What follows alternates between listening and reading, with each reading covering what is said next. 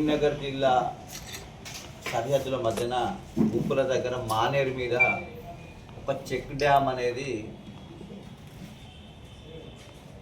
ఇటీవల నిర్మించిన check dam అనేది కుంగి మొత్తం కూలిపోయింది.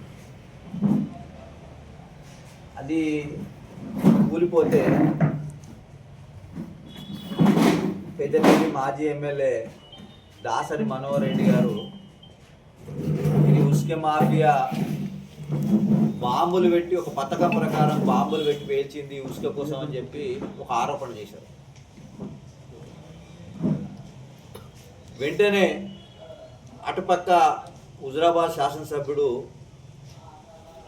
పాడి కౌశిక్ రెడ్డి, తర్వాత గత ప్రభుత్వంలో ఇరిగేషన్ శాఖ మంత్రిగా వ్యవహరించిన హరీష్ రావు గారు ఆ స్థలాన్ని పరిశీలించి ఇది కుట్రకోణం, ఇది బాంబులు పెట్టి వేయించారన్నారు.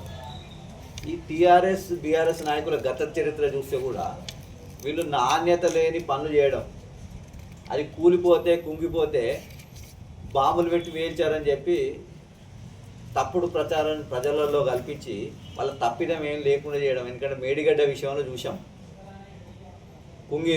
కుంగంగానే ఏం చేశారు, అక్కడ ఉన్న ఒక అధికారి చేత ఇది కుట్రకోణం ఉన్నదని చెప్పి ఓ దరఖాస్తు ఇప్పించారు. ఇక్కడ ఇప్పించారు, మహారాష్ట్ర పోలీసులకు ఇప్పించారు.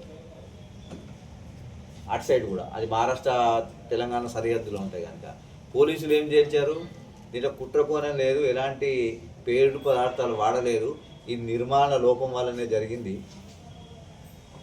అని చెప్పి ప్రభుత్వం ఏంటంటే దాని మీద justice PC Ghosh commission enquiry commission వేసి ఈ మొత్తం ఈ కాళేశ్వరం ప్రాజెక్టులో అవినీతిని అంతా కూడా నిగ్గుదేల్చింది. అది రాష్ట్ర ప్రభుత్వం సిబిఐకి అప్పచెప్పింది. గత టీఆర్ఎస్ ప్రభుత్వంలో ఈ సహజ వనరులు గోదావరి, మానేరు, ముఖ్యంగా మన పెద్దపల్లి, కరీంనగర్, ఈ భూపాలపల్లి జిల్లా సరిహద్దులలో ఈ గోదావరి, మానేరు సరిహద్దులలో ఈ ప్రాజెక్టుల పేరు మీద, చెక్ డ్యామ్ల పేరు మీద ఉసుక దోపిడీకి మూలం, దాన్ని ఉసుక దోపిడీని స్టార్ట్ చేసిందే బీఆర్ఎస్ ప్రభుత్వం.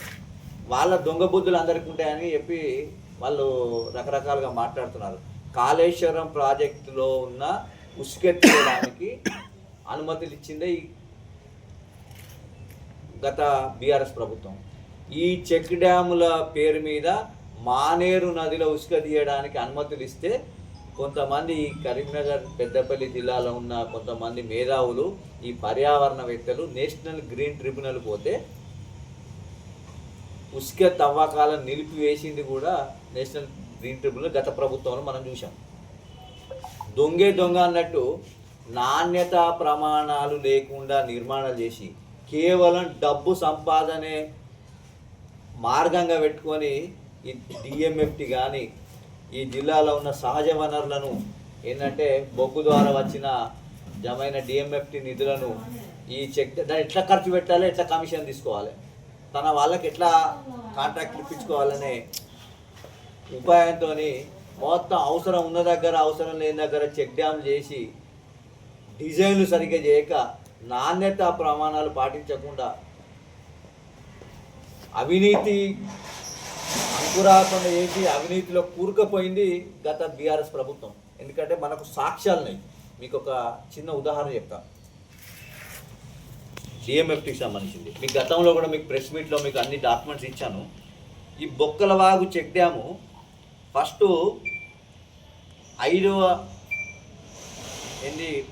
505 లక్షలతోని ప్రారంభంగా చేస్తే దాన్ని రివైజ్డ్ ఎస్టిమేషన్ ఏంటంటే 808 లక్షలు, అంటే 8,08 లక్షలు, అంటే 3,02 లక్షల రూపాయలు ఒక మంత్లీ చెక్ డ్యామ్ మీదనే రివైజ్డ్ ఎస్టిమేషన్ చేశారు. ఇది ఎందుకు చేశారు?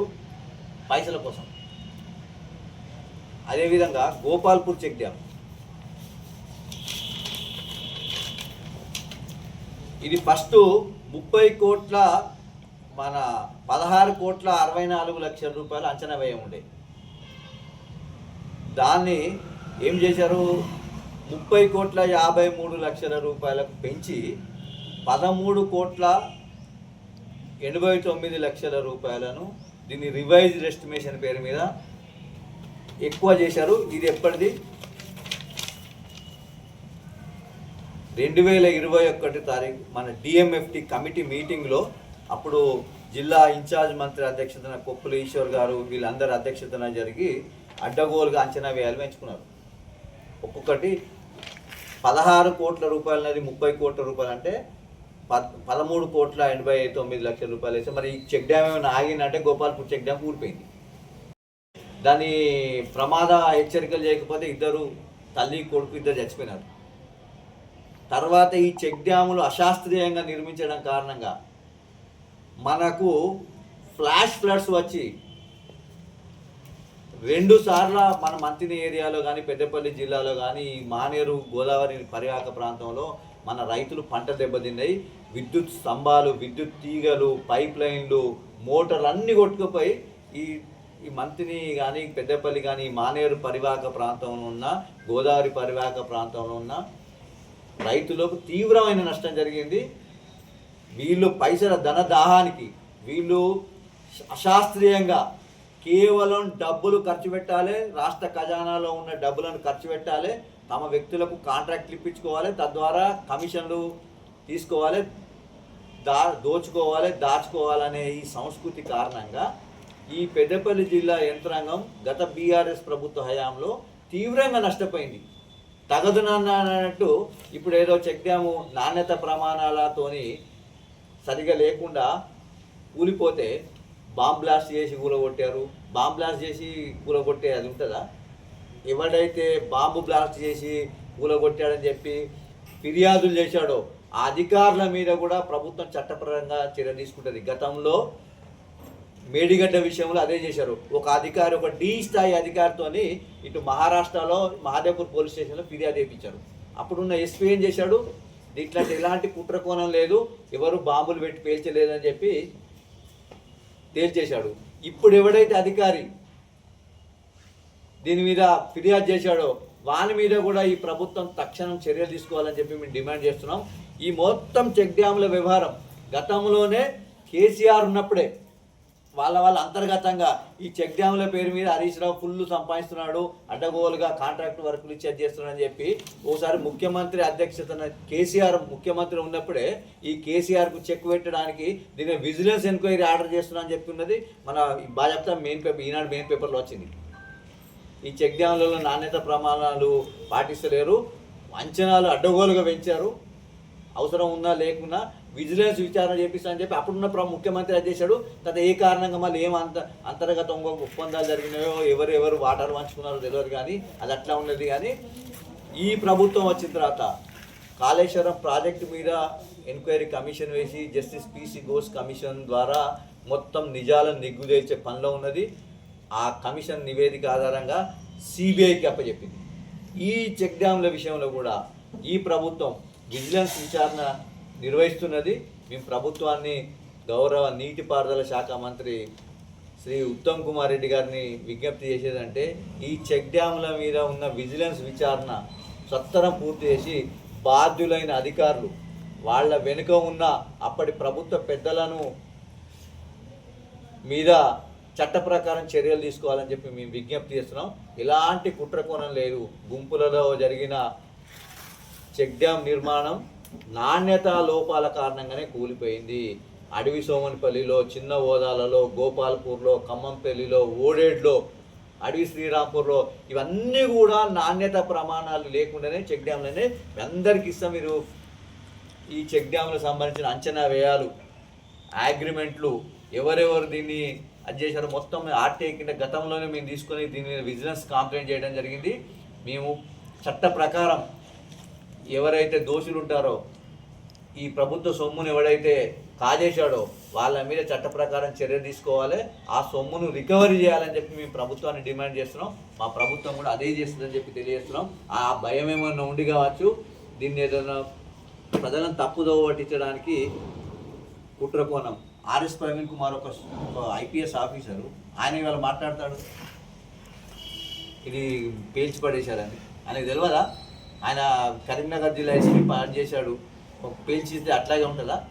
ఆయన కూడా గతంలో ఒక కుట్ర ఏం చేశాడు, ఆయన సంక్షేమ హాస్టల్లో ఆయన తాబేదారులను పెట్టి మొత్తము సంక్షేమ హాస్టల్లో ఫుడ్ పాయిజన్ అని చెప్పి ఒక మేనియా క్రియేట్ చేసి ప్రభుత్వానికి అప్రతిష్ట పాలు చేద్దామని ప్రయత్నం చేస్తే ప్రభుత్వం కఠినంగా వివరిస్తే వెంటనే 2-3 రోజులలో విషయం సర్దుమణిగింది. ఆయన మనుషుల ద్వారా, ఆయన అవుట్సోర్సింగ్ సిబ్బంది ద్వారా, ఆయన తాబేదారుల ద్వారా ఈ ఆర్ఎస్ ప్రవీణ్ కుమార్ ఈ రాష్ట్రంలో ఉన్న సంక్షేమ హాస్టళ్లలో సంక్షోభం సృష్టించడానికి ప్రయత్నం చేస్తే ప్రభుత్వం తీవ్ర చర్యలు తీసుకోవడం కారణంగా అలాంటి కుట్రలన్నీ బహిర్గతమైనవి.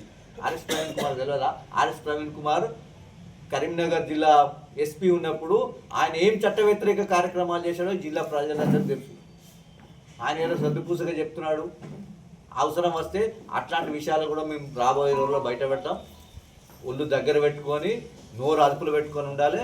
ఈ చెక్ డ్యాముల నిర్మాణంలో జరిగిన అవినీతి, డిజైన్ల లోపం, ప్రభుత్వ ధనం దుర్వినియోగం, దీంట్లో ఎంత పెద్ద వ్యక్తులు ఉన్నాయా ప్రభుత్వం చర్యలు తీసుకుంటుంది.